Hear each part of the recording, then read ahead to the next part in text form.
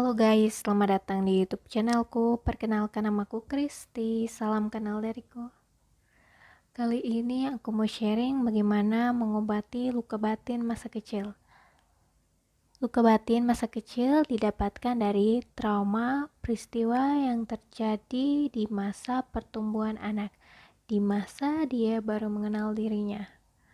Dia mendapatkan seperti kekerasan, dimarahi, dibully, diperhadapkan dengan situasi yang toksik atau lingkungan atau keluarga yang kurang harmonis.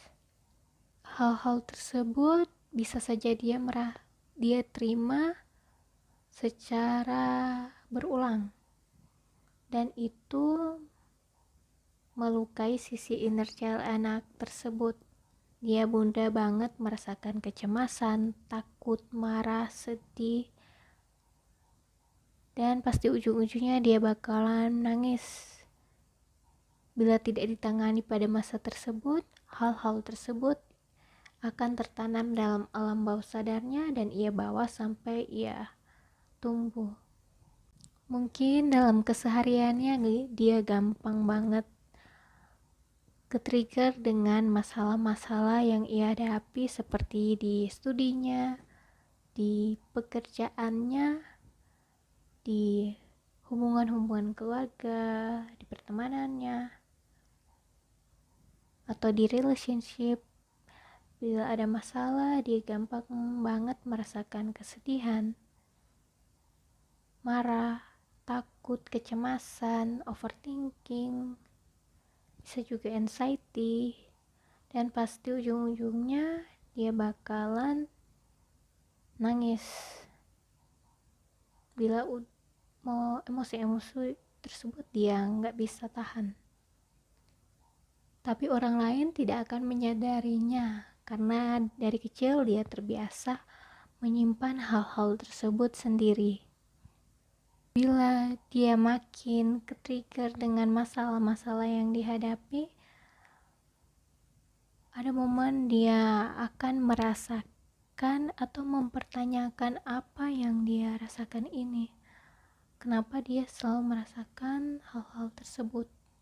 Dia mungkin akan merasa beda dengan orang lain. Di momen inilah dia akan mempertanyakan atau menyadari memiliki luka batin. Bagi yang menyadari memiliki luka batin, ini kayak bom meledak ya.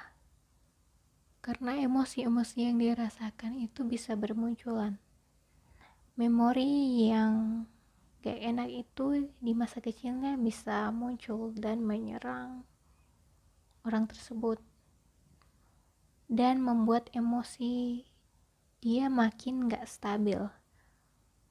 Hal ini bila tidak bisa ditangani sendiri, segeralah ke profesional terpercaya seperti hipnoterapis atau psikolog. Mereka akan membimbing kalian dalam mengenal diri kalian, menstabilkan diri kalian.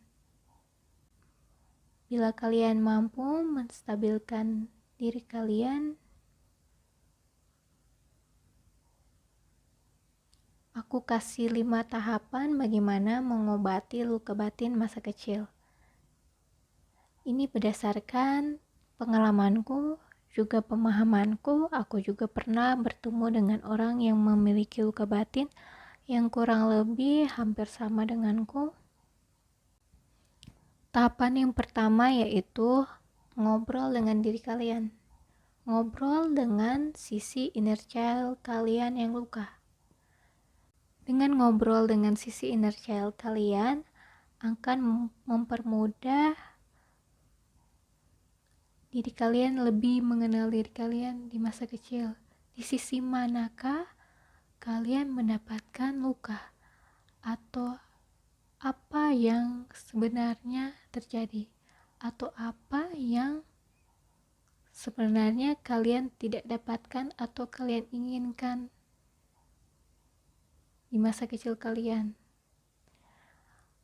Proses mengobrol dengan sisi inner child kalian akan terus Berlanjut sampai di tahapan kelima untuk ngecek apakah luka tersebut masih terpendam atau udah beres. Bila kalian sudah paham apa yang terjadi dengan diri kalian di masa kecil kalian, otomatis kalian akan masuk ke tahapan kedua, yaitu menerima. Otomatis kalian akan masuk ke tahapan kedua, yaitu menerima. Mengapa aku bilang menerima? Karena peristiwa itu adalah bagian dari masa lalu kalian. Sudah tidak bisa diralat, sudah tidak bisa dirubah lagi. Mungkin awalnya kalian akan mempersalahkan diri kalian ataupun orang lain. Tapi sadarilah, dengan mempersalahkan itu tidak ada gunanya. Cobalah menerima peristiwa itu adalah bagian dari hidup kalian. Jadikan sebagai pembelajaran hidup kalian untuk tidak melakukan pola yang sama. Bagi orang yang memiliki luka batin, bila tidak menyadarinya, bisa saja akan melakukan pola yang sama di kemudian hari. Bila tidak disadari. Setelah kalian menerima peristiwa tersebut adalah bagian dari hidup kalian dan dijadikan sebagai pembelajaran untuk diri kalian, aku yakin kalian akan mampu lebih stabil lagi dalam mengolah emosi-emosi dalam diri kalian. Dan otomatis kalian akan masuk ke tahapan ketiga, yaitu memahami. Memahami di sini, memahami kenapa kalian mendapatkan kejadian tersebut. Bisa saja orang yang menjadi sumber luka batin kalian mengalami stres. Stres di sini bukan artinya gila ya. Stres di sini bisa dipicu dari faktor-faktor di luar diri kalian. Seperti dia mengalami masalah di pekerjaannya atau di lingkungannya, dan kemudian mereka tidak mampu mengolah emosi mereka pada saat itu dan ketemu kalian. Kalian bisa saja melakukan kesalahan di masa kecil kalian, tapi padahal kalian tidak mengetahui apakah yang kalian lakukan itu benar atau salah, karena masih proses mengenal diri. Tapi yang terjadi, kalian menerima hal-hal yang gak enak itu, seperti yang aku bilang di awal. Bisa saja juga orang yang menjadi sumber luka batin kalian mengalami luka batin yang sama, yang tidak mereka sadari. Mereka mengalami peristiwa-peristiwa yang gak enak itu, atau bahkan lebih gak enak lagi dari apa yang kalian rasakan di masa kecil kalian. Mereka melakukan pola yang sama, mungkin tujuannya untuk mendisiplinkan kalian, tapi itu adalah hal yang salah ya. Untuk caranya mendisiplinkan anak, jadilah contoh yang baik. Atau di edukasi secara lebih baik ke anak, bukan memberikan kekerasan atau dimarahi yang melukai sisi inner child anak ya. Atau bisa saja orang yang menjadi sumber luka batin kalian melampiaskan, seperti di bully ya, mereka melampiaskan rasa marahnya karena mereka mengalami cara yang sama atau dibully dengan cara yang sama. Mereka mencari sasaran yang menurut mereka lebih lemah dari mereka, sehingga gampang banget untuk dilampiaskan. Setelah kalian mampu memahami kenapa kalian mengalami peristiwa-peristiwa tersebut, aku yakin emosi kalian bakalan lebih stabil lagi. Mungkin kalian akan merasakan kasihan juga apa yang terjadi dengan orang yang menjadi sumber luka batin kalian. Dan otomatis kalian akan masuk ke tahapan keempat, yaitu memaafkan. Memaafkan di sini bukan langsung memaafkan orang yang menjadi sumber luka batin kalian, tetapi memaafkan diri kalian dulu. Memaafkan diri kalian karena saat peristiwa itu terjadi, kalian tidak mampu membela diri kalian. Maafkan itu ya. Maafkan diri kalian karena dari memiliki luka batin kalian,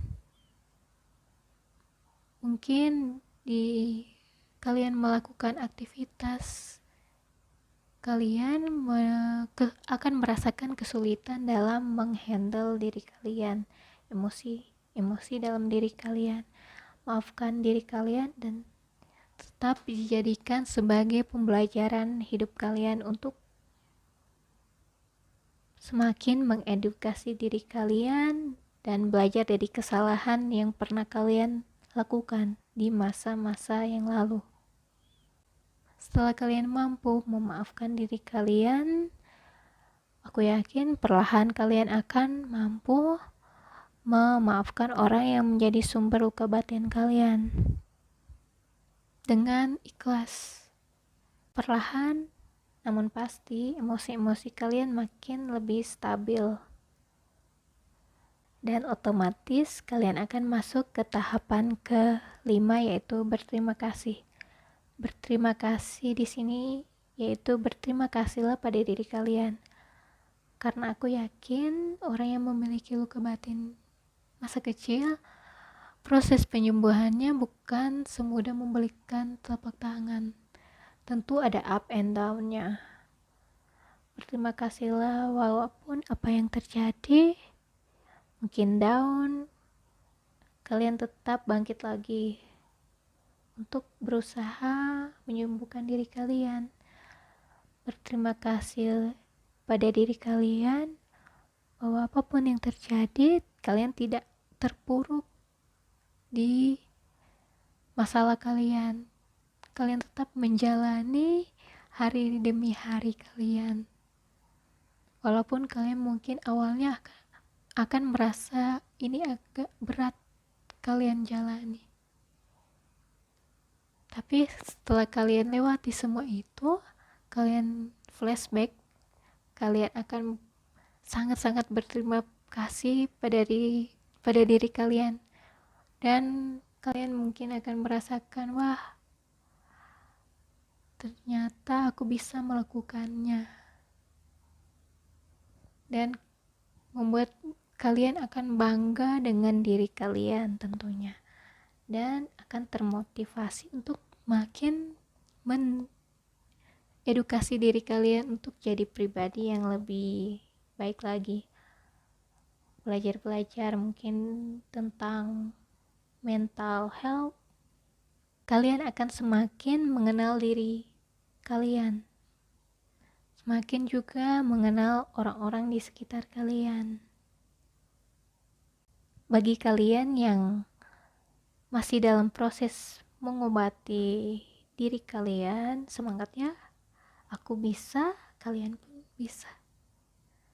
Bagi kalian yang mau sharing dengan aku tentang pengalaman-pengalaman bagaimana kalian mengobati diri kalian, atau mau mungkin curhat dengan aku silakan kontak aku di email tertera di description box. Senang berbagi dengan kalian. Aku harap video ini akan berguna siapapun yang menonton ini.